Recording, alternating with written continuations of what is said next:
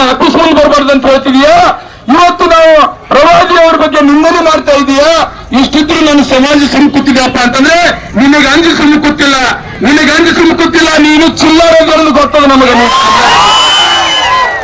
ನಾವು ಕಾನೂನಿಗೆ ಗೌರವಿಸುವಂತವರಿದ್ದೀವಿ, ನಾವು ಕಾನೂನಿಗೆ ಗೌರವಿಸುವಂತವರಿದ್ರೆ ಸುಮ್ಕುತ್ತೀವಿ. ಮಿಸ್ಟರ್ ಯತ್ನಾಳ್, ನೀನೇನಾದ್ರೂ ನಿಮ್ಮ ಅಪ್ಪ ಹುಟ್ಟಿದಪ್ಪ ಅಂತಂದ್ರೆ ಓಪನ್ ಆಗಿ ಡಿಬೇಟ್ ನಾನು ನಿನ್ನ ಜೊತೆ ಚಾಲೆಂಜ್ ಇದ್ದೀನಿ. ಓಪನ್ ಆಗಿ ನೀ ನನ್ನ ಜೊತೆ ಡಿಬೇಟ್ಗೆ ಬಾ. ನಾನು ನಿನಗೆ ನೀನು ನಕಲಿ ಹಿಂದುತ್ವವಾದಿ ಅಂತ ನಾನು ಪ್ರೂವ್ ಮಾಡಿ ತೋರಿಸ್ತಿದ್ದೀನಿ.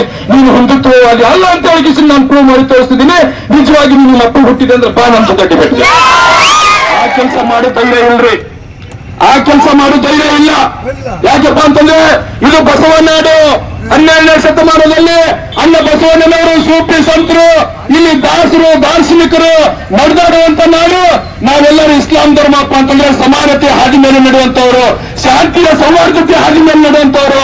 ಯಾಕೆಂದ್ರೆ ನನ್ನ ಧರ್ಮ ಕಲಿಸಂಗಿಲ್ಲ ನನಗೆ ಬೇರೆ ಧರ್ಮವನ್ನು ಟೀಕೆ ಮಾಡುವುದು, ಬೇರೆಯವರಿಗೆ ನಾನು ವಂಚನೆ ಮಾಡುವುದು, ಬೇರೆಯವರಿಗೆ ಅವಮಾನ ಮಾಡುವುದು ನನ್ನ ಧರ್ಮ ಕಲಿಸಂಗಿಲ್ಲ. ಯಾಕಂದ್ರೆ ಅಂತ ಧರ್ಮದಲ್ಲಿ, ಶಾಂತಿಯುತ ಧರ್ಮದಲ್ಲಿ ಹುಟ್ಟಿದೀವಿ ನಾವು, ಅಂತ ಧರ್ಮದಲ್ಲಿ ಹುಟ್ಟಿದೀವಿ. ಇವತ್ತು 12ನೇ ಶತಮಾನದ ಅಣ್ಣ ಬಸವಣ್ಣನವರ ಒಂದು ಏನು ನಡೆದಾಡಿದಂತ ಒಂದು ಭೂಮಿಯಲ್ಲಿ ಹುಟ್ಟಿದ್ದೀವಿ.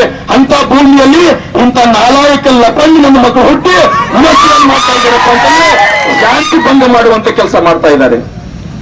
ಜಾತಿ ಮಧ್ಯೆ, ಧರ್ಮ ಮಧ್ಯೆ ಏನು ಜಗಳ ಹಚ್ಚುವಂತ ಕೆಲಸ ಮಾಡಿ ಶಾಂತಿ ಭಂಗ ಮಾಡುವಂತ ಕೆಲಸ ಮಾಡ್ತಾ ಇದ್ದಾರೆ. ಅದಕ್ಕೆ ನಾನು ಸರ್ಕಾರಕ್ಕೆ ಆಗ್ರಹ ಮಾಡ್ತೀನಿ, ಇಂಥ ನನ್ನ ಮಕ್ಕಳಿಗೆ ಒಳಗೆ ಹಾಕಬೇಕು ಮೊದಲಂತ. ಇಂಥ ನನ್ನ ಮಕ್ಕಳಿಗೆ ಒಳಗೆ ಹಾಕಬೇಕು. ಇವೇನ್ ದೊಡ್ಡ ಬಾರಿ ನನಗೆ ಗೊತ್ತಿದ್ರೆ.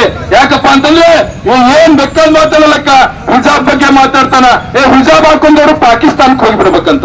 ಯಾಕಪ್ಪ ಸಣ್ಣಗೆ ಕಲಿತು ಹೇಳ್ಕೊಂಡು ಹಿಜಾಬ್ ಹಾಕೊಂಡವರು ಪಾಕಿಸ್ತಾನ ಮನವಿ ಪತ್ರವನ್ನು ಮಾನ್ಯ ಜಿಲ್ಲಾಧಿಕಾರಿಗಳ ಮುಖಾಂತರ ಸರ್ಕಾರಕ್ಕೆ ಈಗಲೇ ಕಳಿಸ್ಕೊಡ್ತಾ ಇದ್ದೀವಿ. ಕಳಿಸ್ಕೊಟ್ಟಿರೋ ಪ್ರತಿಯನ್ನು ತಮಗೆ ಅಧ್ಯಕ್ಷರಿಗೆ ಕೊಡ್ತಾ ಇದ್ದೀವಿ.